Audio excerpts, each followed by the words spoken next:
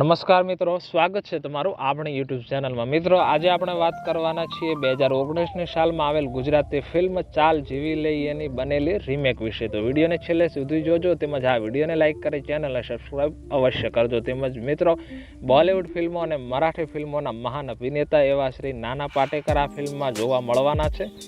તો એ Gujarati film industry માટે પણ એક ખૂબ જ ગર્વ લેવા જેવી બાબત છે। તો વિડીયોને છેલ્લે સુધી જોજો। મિત્રો, 2019ની સાલમાં રિલીઝ થયેલ ફિલ્મ ચાલ જીવી લઈએ, જેને વિપુલ મહેતાએ ડિરેક્ટ કરેલી, તેમજ આ ફિલ્મના પ્રોડ્યુસર હતા રશ્મિન મજીઠિયા અને કોકોનટ મોશન પિક્ચર્સના બેનર હેઠળ આ ફિલ્મ બનેલી। તેમજ આ ફિલ્મના રાઇટર તરીકે પણ વિપુલ મહેતા અને જૈનેશ ઇજારદાર જોવા મળેલા, અને મ્યુઝિક આપેલું સચિન જીગરે, અને ફિલ્મનું મ્યુઝિક પણ સુપરહિટ રહેલું એટલે, અને ગીતો પણ ખૂબ જ વખણાયેલા અને ખૂબ જ ચાલેલા, તેમજ ફિલ્મ પણ ખૂબ જ સરસ ચાલેલી। ગુજરાતી ફિલ્મોમાં સૌથી વધુ કમાણી કરનાર ચાલ જીવી લઈએ છીએ, જેણે 52 કરોડ અને 14 લાખ જેટલી બોક્સ ઓફિસ ઉપર કમાણી કરેલી, અને આ ફિલ્મ સતત 200 વીક સુધી થિયેટરોમાં ચાલેલી, એટલે ખૂબ જ સફળતા ઉપરથી પણ સફળ થયેલી એવી ગુજરાતી ફિલ્મ છે ચાલ જીવી લઈએ। અને આ ફિલ્મની રીમેક 6 વર્ષ બાદ એટલે કે 2024ની અંદર રિલીઝ થઈ રહી છે। 5 જાન્યુઆરી 2024ના દિવસે ઓલે આલે નામથી મરાઠી ફિલ્મ ઇન્ડસ્ટ્રીની અંદર આ ફિલ્મ રિલીઝ થઈ રહી છે।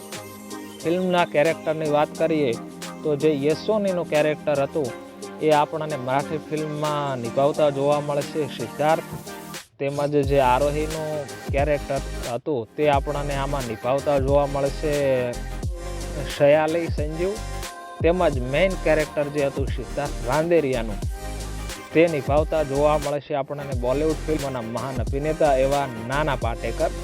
અને એક આખો ઇન્સિડન્ટ જ કહી શકાય કે 2016માં નાના પાટેકરની ફિલ્મ આવેલી નટ સમ્રાટ, અને એની ગુજરાતીમાં રીમેક બનેલી, અને એ રીમેકની અંદર જે મરાઠી ફિલ્મમાં નાના પાટેકરે રોલ કરેલો તે સિદ્ધાર્થ રાંદેરિયાએ કરેલો, અને હવે એ સમય આવ્યો છે જ્યારે સિદ્ધાર્થ રાંદેરિયાએ જે રોલ કર્યો છે ગુજરાતી ફિલ્મની અંદર, તે મરાઠી ફિલ્મની અંદર નાના પાટેકર કરી રહ્યા છે। તો આ તેમના માટે પણ એક ગૌરવની ક્ષણ ગણી શકાય।